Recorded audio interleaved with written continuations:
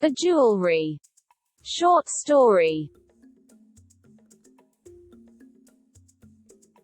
Sabrina, we're already late and I know you love the whole fashionably late thing, but we're already going to take 10 minutes to get there, plus pictures before we even leave, then more when we get there, and it's 6:10 and it ends at 11:30. My best friend Camden Challen was not one for tardiness. Especially when it came to the biggest night of her life other than her wedding, which I wasn't even sure she would be having. See, Camden is one of those girls who kiss guys, but never actually commit to a relationship. The point is, she was the least likely person who would be having a wedding anytime soon. For herself, of course. Her necessity to always be on time was due to incredible organization skills, and those organization skills made her a great possible wedding planner. Maybe that should be her job when she grows up. Sabrina, did you even hear me? We're only going to be seniors once. We missed out on junior prom last year, which makes this all the more important. Sabrina, that last outburst was due to the fact that I was no longer paying attention to her and went back to putting on jewelry. It was the blue diamond set that my mother had given me for my birthday last month. I had turned 18, and she thought that the reasonable age to pass down such a precious family heirloom. After all, blue diamonds were among the rarest. I carefully hooked the gems on my ears, then reached for the matching necklace. But when my hands met the bare leather bottom of the case, I was puzzled. I looked down and gasped. My blue diamond necklace was missing. Camden Lillian Challen. I yelled at her, "What now? You finally talk to me and She was cut off by the empty box I may or may not have been pushing in her face. "Look, Cam, what am I looking at?" she questioned. "It's an empty box." "Exactly. Guess what's not there?" I prompted. Her eyes widened in fear when she realized what the problem was. "Was it stolen?" she inquired. Don't know, but I do know how we can find out. Let's start by visiting the Alexis. The Alexis were our two best friends, Alexa and Alexis. They were twins, but fraternal. Alexa had the pale skin, gray eyes and dirty blonde hair of her mom, while Alexis was darker with deep brown eyes and killer good looks that he took from his dad who, I must admit, is very good looking for a man his age. Or maybe he's a vampire like Carlisle Cullen, but looked more like an actual human, obviously. Anyways, you would never suspect them for relatives, maybe even think they were dating, but that's gross. Back to the story. We pulled up to the Alex's house, but before we could knock on the door, Alexa opened the door. She must have seen us pull up. "Hey, guys. I don't know why you're here, but I've got a problem and I was going to call you to come over but here you are and I can't go to prom without it and whoa there, hold on a second. First of all, can we get inside? This humidity is going to ruin our hair and turn it into frizz balls," proclaimed Cam. It was true. My hair was super damaged and when exposed to harsh weather, it got super frizzy. It had taken 3 hours to get my hair done because of the heat. Once we had gotten refuge from the warm outside air in the cool, air-conditioned suburb, Alexa began explaining what had happened. Elle was preparing for prom, last-minute things like jewelry and checking my clutch when I found out that my silver crystal earrings were missing. I was going to call, but you're already here. But why, though? We have a similar problem, actually. My blue diamond necklace is gone too. We were coming to see if you knew anything about it, but maybe not.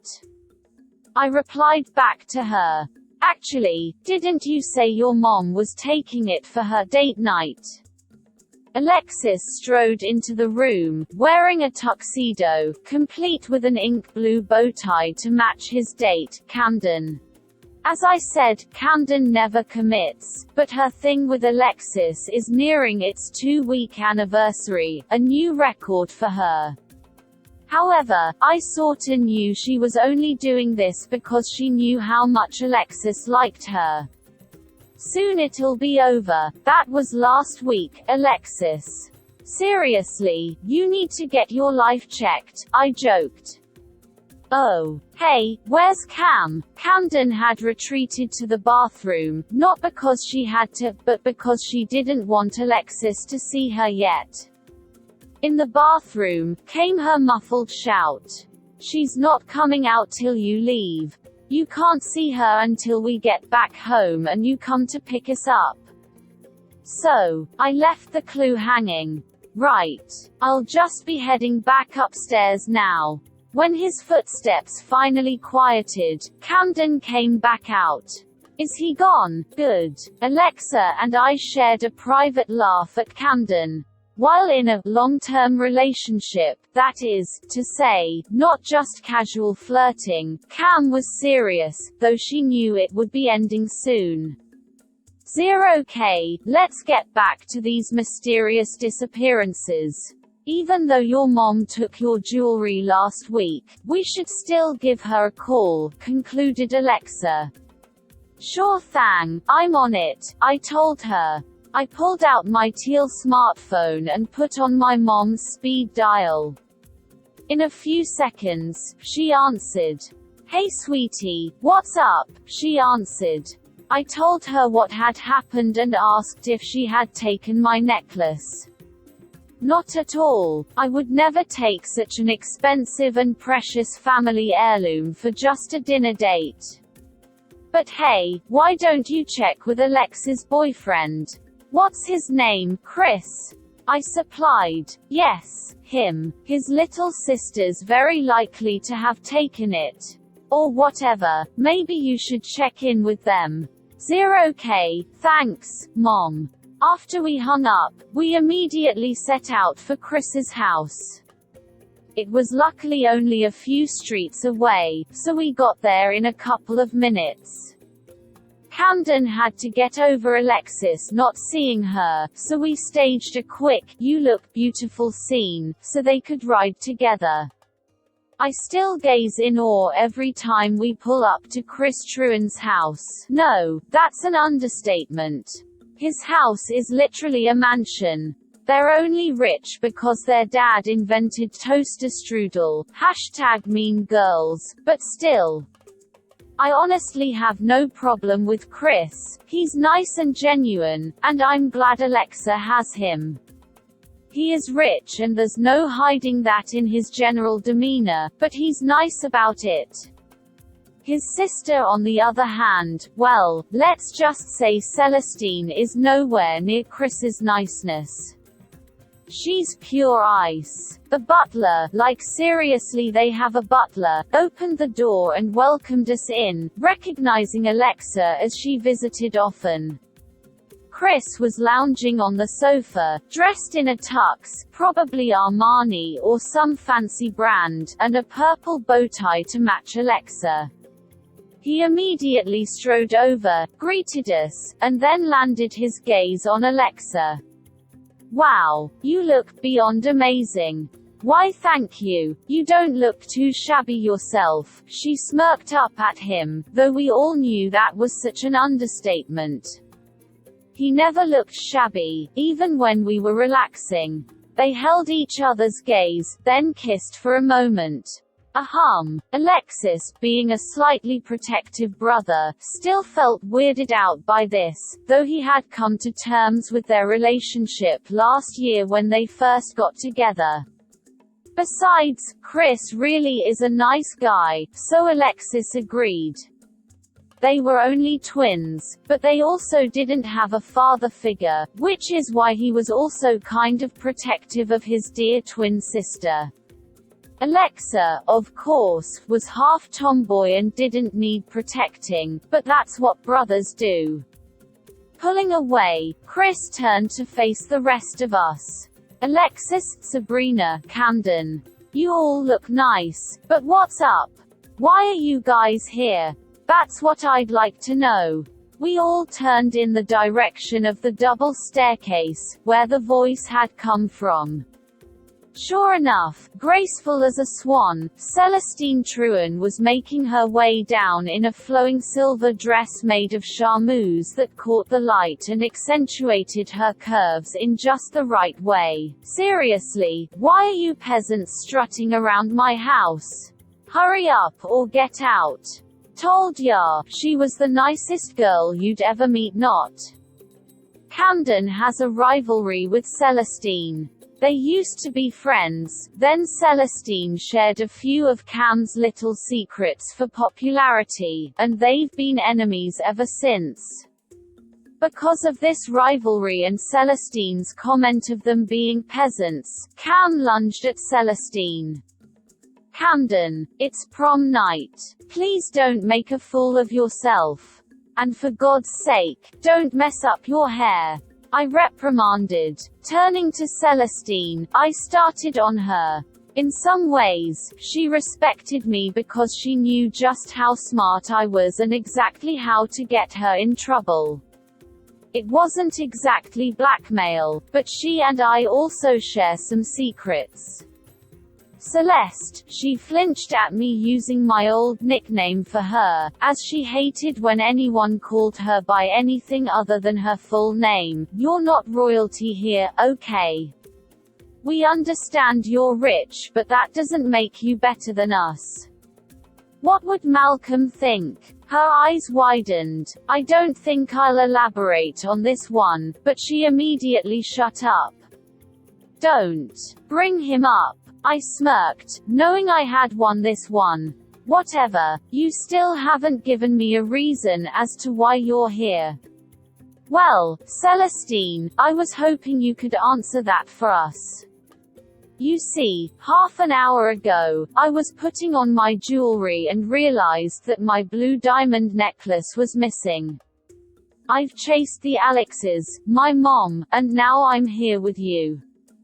Oh, and my silver crystal earrings are gone too. Added Alexa, that too. So, Celestine, do you have any inkling of their whereabouts? Her cold gaze faltered, just for a moment, but it was enough to confirm my suspicions. Elle don't know what you're talking about. Yes, you do, Celestine, and you will return our jewelry now or else. Alexa's threats were dangerous, everyone knew. She was super tech-savvy, and knowing her, she'd probably break into the school system and change all Celestine's good grades to C's. Celestine stared at Use for a few moments as if contemplating whether the fight was worth it. Then she turned her head and breathed in deeply. Fine, you win. Whatever, I'll go get them. Alexa and Elle, with smug grins on our faces, watched her turn back towards the staircase to retrieve the stolen items. Elle apologized for my sister's behavior. It was partially my fault, as I let her into your house in the first place, said Chris after Celestine was upstairs. Oh, don't worry, Chris. It was most definitely not your fault. Celestine just needs to learn some manners, doesn't she? Smiled Alexa. It was almost creepy, but I'm sure Chris saw it as cute. Another mystery solved then. And here she comes, narrated Alexis, just as Celestine did indeed, walk back into the room, with our precious jewels in hand. Elle got your stuff, she said with a bored tone. Besides, it's not like I actually wanted any of your things anyway.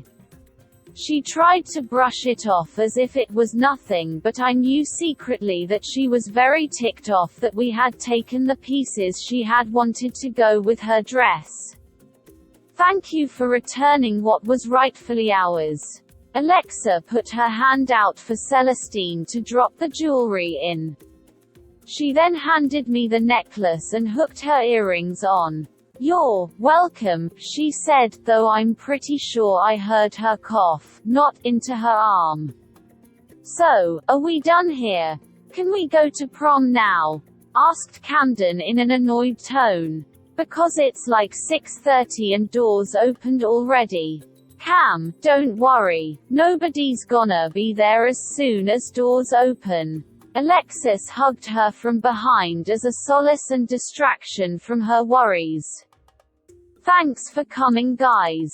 You know, if you want, you can ride in the limo I'm taking to the venue," offered Chris. "Actually, Cam and I were going to take my car. We should probably be getting going," Alexis added, seeing Camden's glare. "See you there, guys. Lexa, you can have the house," he winked, knowing that she would probably use the house watching a movie and cuddling with some popcorn, nothing serious. Alexis was protective, but he knew Alexa wasn't about to do anything more than some cuddling and kissing. Yeah, Lexis. I'm gonna stay with Chris." "Cool, but I brought my car, so I'll just take that," I told them. "0K then, so Alexa, Celestine, and I will take the limo. We'll see you guys at prom." With that, everyone filed out of the mansion and into their respective vehicles. I heard a champagne bottle popping in the limo, and Alexa stuck her head out the top and screamed she had never been in a limo. I turned up my favorite playlist, which I had dubbed Party. With the speakers of my shiny purple sports car turned up all the way, I grinned as I sang along to the various songs, bopping to the upbeat tunes. I pulled up to the venue, and I'm quite sure I caught the eye of a few people, driving a sports car and all. Too bad for them, I was taken. "Sabrina, there you are, baby."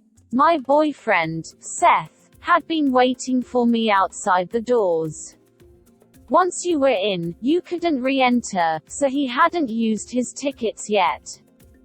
"Hey Seth." I greeted him with a peck on the cheek. "You look absolutely dashing." He did. Normally, he wore his lacrosse uniform because he was almost always practicing, or when he wasn't, he was in a sweater and jeans. It was really nice to see him in a tux, with his hair gelled. Oh, it was beautiful. I may not have mentioned that he was also kind of a bad boy, not in that way, I swear.